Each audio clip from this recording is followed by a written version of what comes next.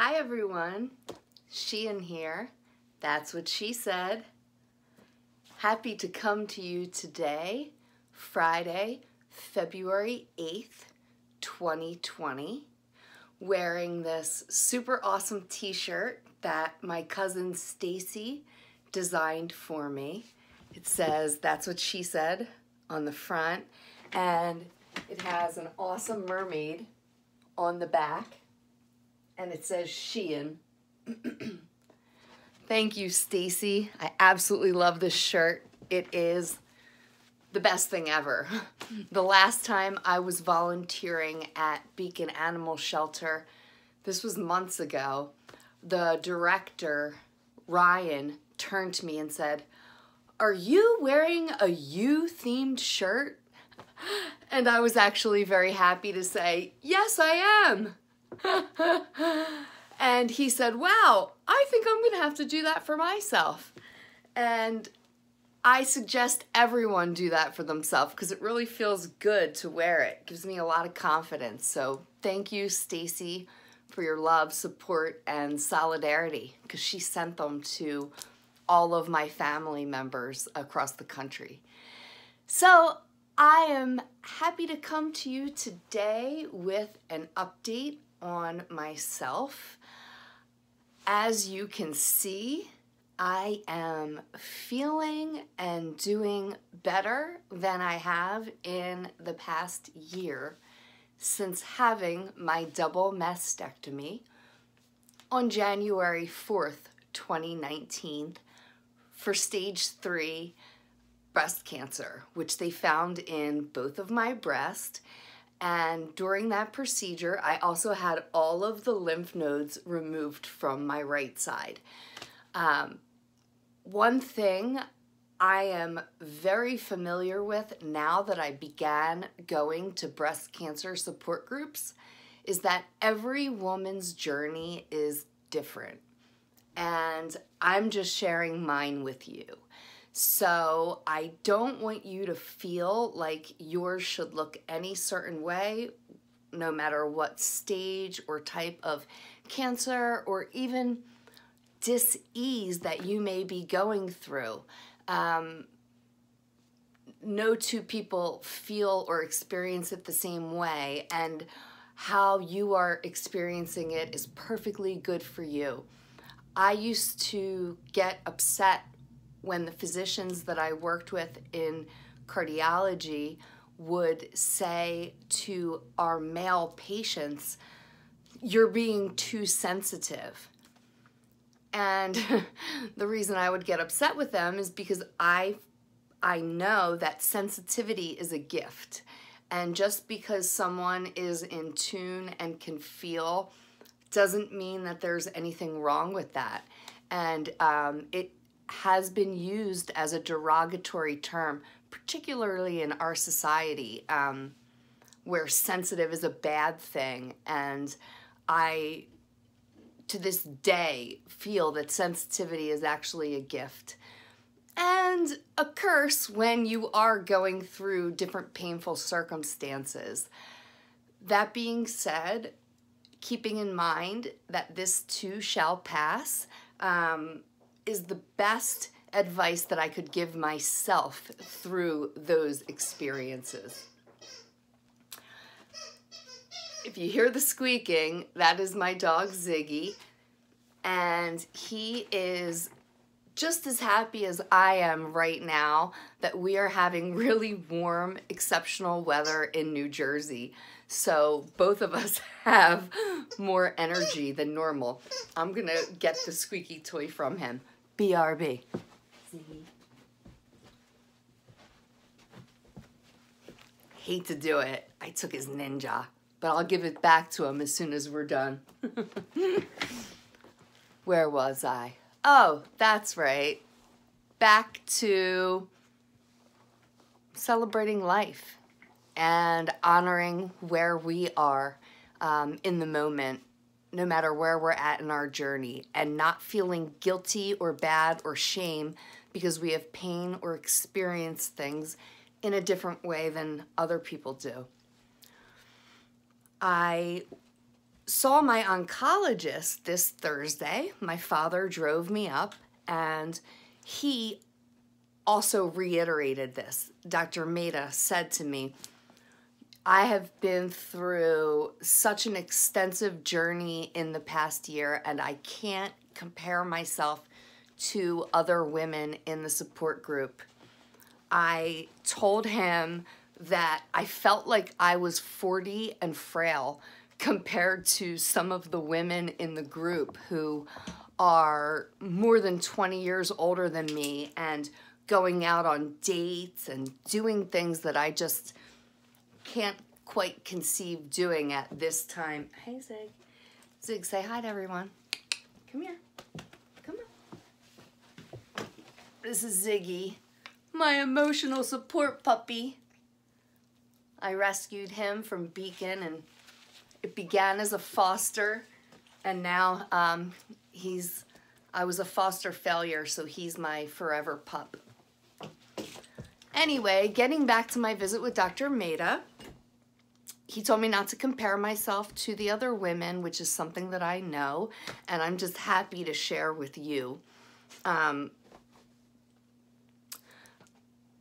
The next thing that I want to share is that I am good to go for my next surgery, which will be on February 18th. And I am so excited about this because in the end of December, I was hospitalized for radiation pneumonitis that was in 3 lobes of my right lung. And I recently found out that I passed my lung tests that I had done through a lung specialist and am able to go through surgery. Oh, that little sucker just got the toy down. Ziggy, really? Oh, he's so smart and cute. You don't even know. Okay, so I guess I'm gonna have to hold it now, guys. Even that's not gonna stop him, trust me. Ah, Ziggy, get away. Nope, nope, I'm sitting on it. Okay, so I've been to a pulmonologist to clear my lungs from the radiation pneumonitis prior to having surgery February 18th. And the lung specialist said that I am stable and my lungs sound good and are clear from the pneumonitis. However, I have a recurrence of asthma. So I'm now on an inhaler that has a steroid and albuterol in it. And we're moving forward with having the surgery, which is going to take my temporary expanders that were put in January 4th last year and replace them with soft silicone. And my new surgeon has decided to go over the muscle rather than under the muscle where my current expanders are. And the muscle that I'm talking about is the pectoral muscle. There's actually 2 pec muscles that my current expanders are going under. And I've been in a lot of pain from it. So this surgery will help me get out of pain, hopefully almost immediately, other than a couple of drains that I'm going to have in for just 2 weeks. Ziggy, I know, he cannot stand to not have my attention. Sorry, everybody, this is just real life, and that's what I get for sitting on squeaky toys and having my love of my life, one of the greatest loves of my life, Ziggy Bear, with me. Let's see, the next thing that I want to talk to you about is just some of the breath work that I have been doing to prepare myself for my upcoming surgery, I've been doing the 4-part box breathing, which is what the Navy SEALs use. And it is a good technique to reduce stress and your parasympathetic nervous system, which causes stress. So the box breathing is really simple. It's a 4-part breath where you breathe in for 4, you hold your breath in for 4, then you breathe out for 4 and hold it out for a count of 4. And you continuously repeat this box breathing. I have found it very soothing for me, particularly as I recover from the pneumonitis and experience asthma. And I've also resumed practicing Wim Hof breathing, which I highly recommend you go online and look up Wim, W-I-M, Hof, H-O-F. He's also known as the Iceman. And look at his breathing technique. It is also very simple. You can do it at home. And I used that technique to prepare me for my mastectomy last year. And when I came out of the recovery room, the nurses said that I had the greatest inspiration and expiration that they had seen in their whole experience in recovery. So I highly recommend that from personal experience. I think I'm boring Ziggy over here. Am I boring music? He's just ticked off because I'm sitting on his Ninja. The next thing that I would like to talk to you about that has been integral to my healing, particularly at home, is something that we call the 4 A's. And it is a basic system developed by one of my coaches, Brandon Hawk, who is also the author of You, this book that I highly recommend. Also part of his community that is called You Community. And I have actually been practicing this simple technique at home for about a month prior to my major surgery last year. And I wound up finding Brandon Hawk online one day. You know what they say, when the student is ready, the teacher appears. And I found him online when I was going through a lot of stress with my recent cancer diagnosis. And I began doing the simple process with him online. And he was doing this completely for free. He is an executive coach for high achievers, athletes, entertainers, and he has openly shared his success with myself and members of the community. But this originally began as something he was offering just for free, which he still does, Ziggy, he still does on Facebook on a routine basis. And the reason that I love this process so much is it's 4 simple steps, and it addresses anything that anyone is going through in their life.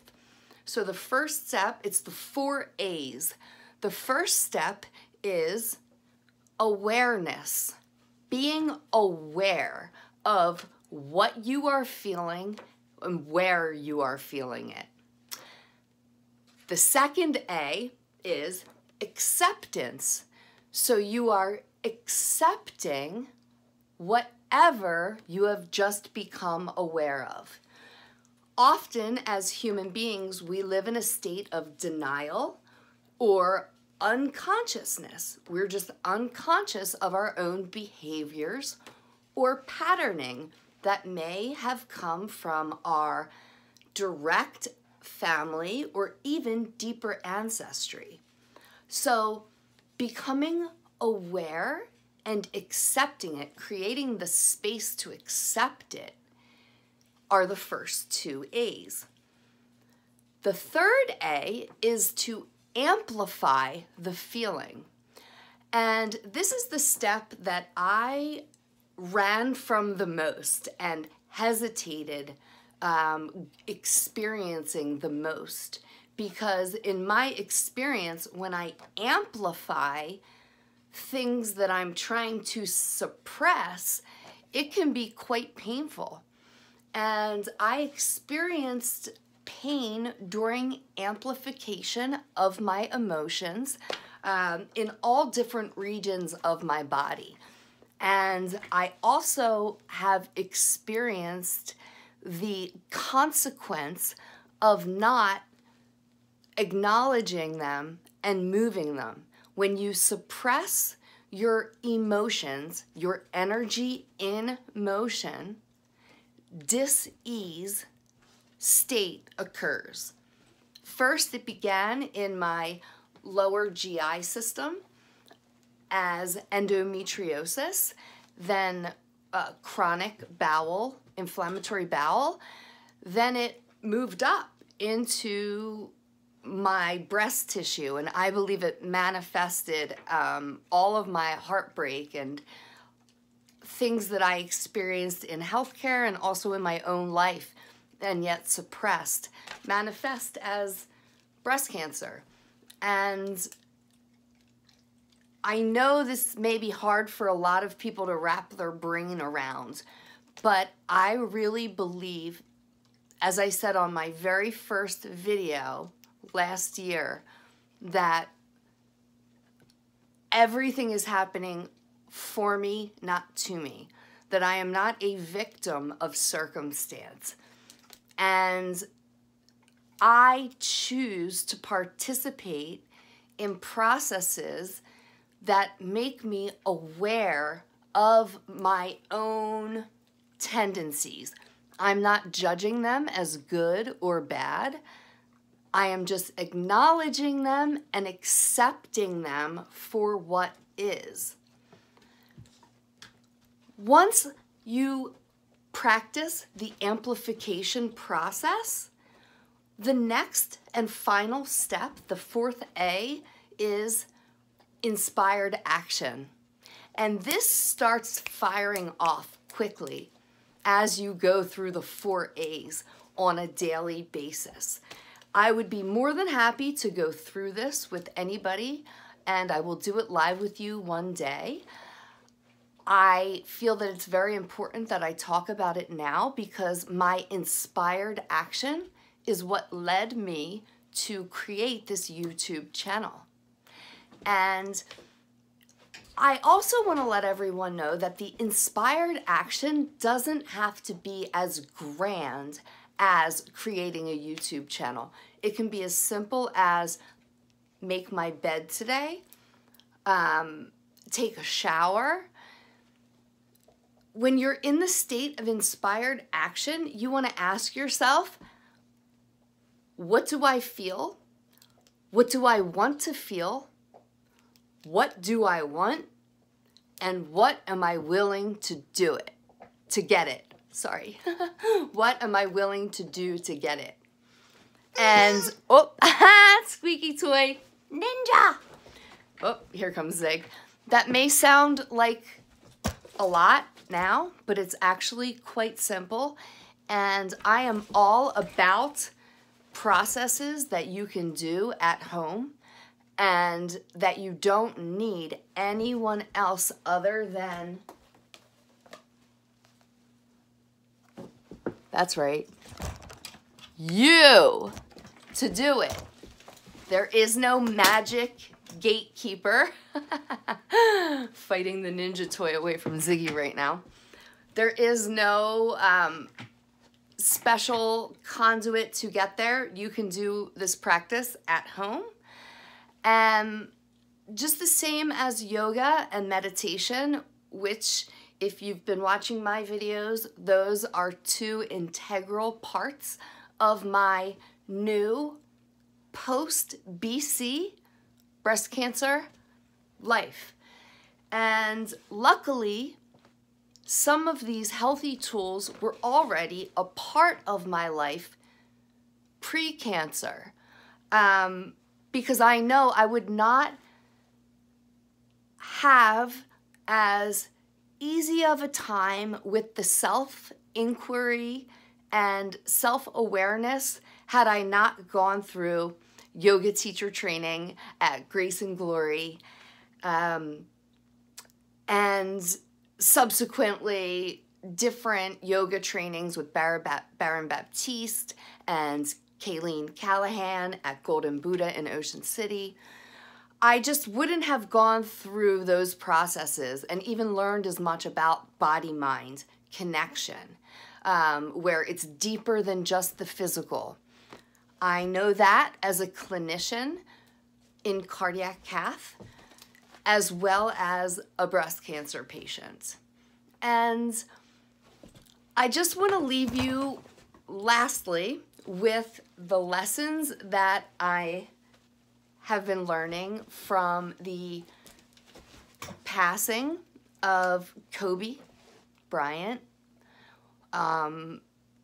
which I know struck a lot of people suddenly. And I know for myself, it struck me in an unusual way because I honestly felt like Kobe Bryant was probably 180,000 times more healthy than I am currently. However, he passed and I'm alive.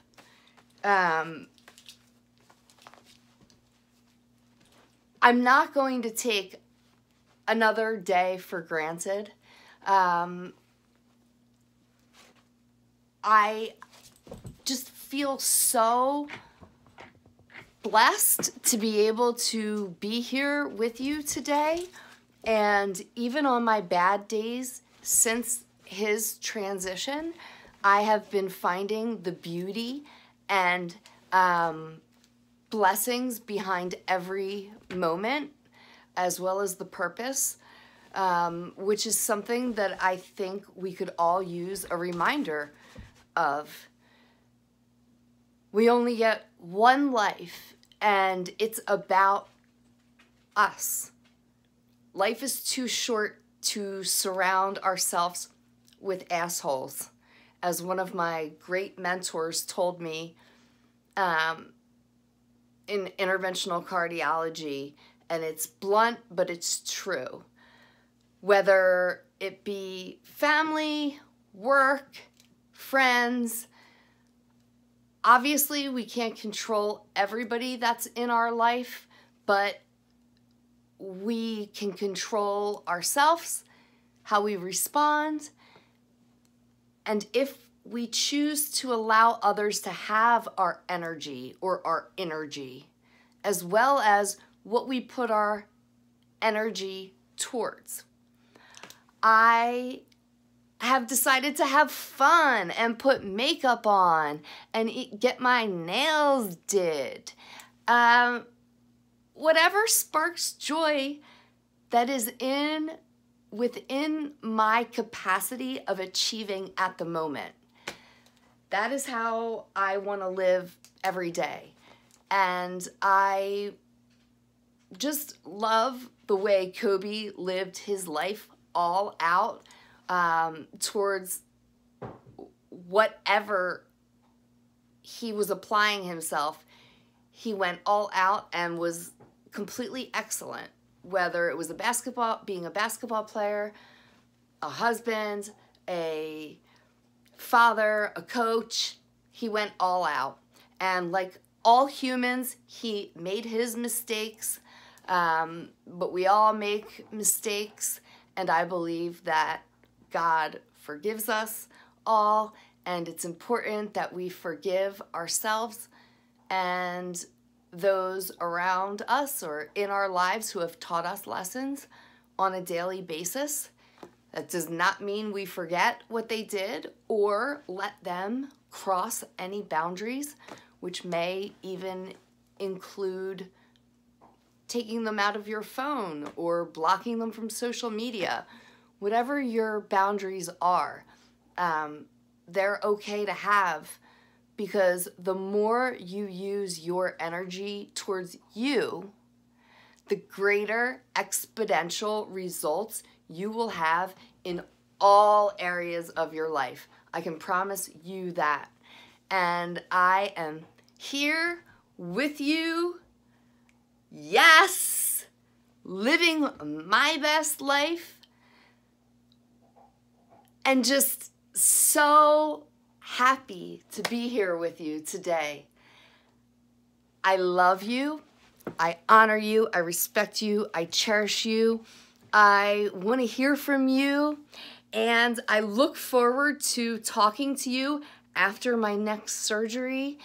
After I have my new soft boobies that, I don't know, guys, I might stop wearing shirts after this. Just kidding. That's what she said. I love you. Have a blessed day.